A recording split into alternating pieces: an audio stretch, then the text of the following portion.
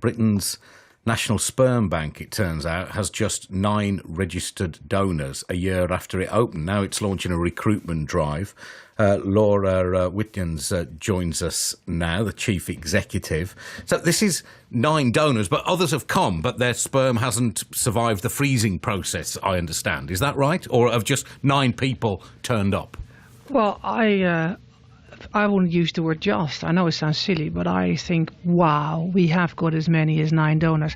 I think we need to put this in perspective. What we were trying to do to the Department of Health is proof of concept. We wanted to work together with an established NHS clinic, Birmingham Women's Hospital, and with a small charity and say that for 77k, we're going to put something together that will be the first phase of what ultimately is going to be a national bank. We said we would recruit about 13 to 15 donors in the first year. So to have 9 at this stage, we are a couple of months off from the first year, is pretty good going.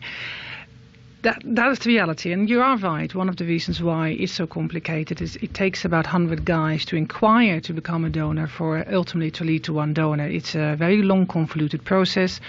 Not only that, for most men, despite the fact that even if they have proven fertility themselves, it means that if they freeze the sperm, what it requires for a sperm bank, it doesn't withstand the thawing, actually. It withstands the freezing, but not the thawing. So the vast majority of men do not qualify for becoming a sperm donor. So I just want to understand, the more fertile you are, or the more active your sperm is, I don't know what the medical term is, the more likely it is to withstand the thawing process, or is it more complicated than that? It is slightly more complicated, but it is good enough. The reality is that with sperm, you need to have good sperm. It needs to swim. It needs to swim in the right direction. But the thing is, with sperm, it has it can change. So if a man is particularly stressful because of his work or private circumstances or study, whatever, you can find that at that particular moment in time, it's not good enough quality. Yeah. Now, the beauty is 4 months of no saunas, no alcohol, no smoking, and all of that will make a big difference. But if he comes to us in that period, then of course what we see is that you're a great guy, wonderful for coming over, but we can't use you. Yeah, I suppose you talk about stress affecting your sperm count. Well, what could be more stressful than going as a donor to a sperm bank and possibly have a nice woman like you saying, "Well, thanks for coming, but I'm afraid it's not good enough." That stresses me out, the thought of it. Oh, well, I can completely understand that. And it is quite stressful, but we never said it was going to be easy. And being a sperm donor, it is quite extraordinary. I mean, that's what we're looking for, an ordinary man doing extraordinary things. And there are many ways of making it easier, but it doesn't mean to say that we actually should do them. Ultimately, what we want is a man who prepared to make this commitment to create families, give the gift of life to people they don't know. And that's a great thing to do, but it takes commitment, and yes, it will require some stress. But the commitment in what sense? I'm not sure what the commitment is beyond the bravery of going and well, basically, I think it's my biggest fear with the risk of being told that you're not good enough. There is a risk, but unfortunately it's not a case of going into clinic and doing your bit and having a pot. That's it. It's a bit more complicated than that. It takes a guy, and this is the frightening bit, this is the really frightening bit.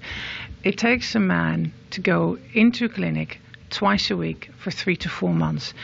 After all of this, they need an additional blood test 6 months later to make sure that no illnesses are manifested during the time. So what we're basically asking is healthy guys in the prime of their lives, between 20 and 40, to abstain from sex or masturbation before donation, and be careful with the alcohol. I'm not really selling it, am I? But not really. No, well, no. I'm rather relieved. I'm too old anyway. So, no, but that's the reality, and that's why my response is, considering the money we have, 77k, which is not much, and the fact that because of regulations of the Department of Health, we can't really do big fancy campaigns just yet. Having 9 sperm donors at this stage is actually I'm with you. It's sounding like an absolute result now from having talked to you. These men who come forward are just phenomenal. And that's one of the reasons why I wish we could change the whole image we have about sperm donors. These are not just men who do something in their lunch break. I wish they could carry the same sticker which you have with sperm, what you have with blood donation. I gave blood today, and actually make them realize just how proud they should be of themselves. And we as a society should be proud of these men. Okay, Laura, best of luck. Thanks very much indeed. Nice. I feel like I need a little rest now after listening to all that. Thanks very much. It's just coming up to 10 to 12.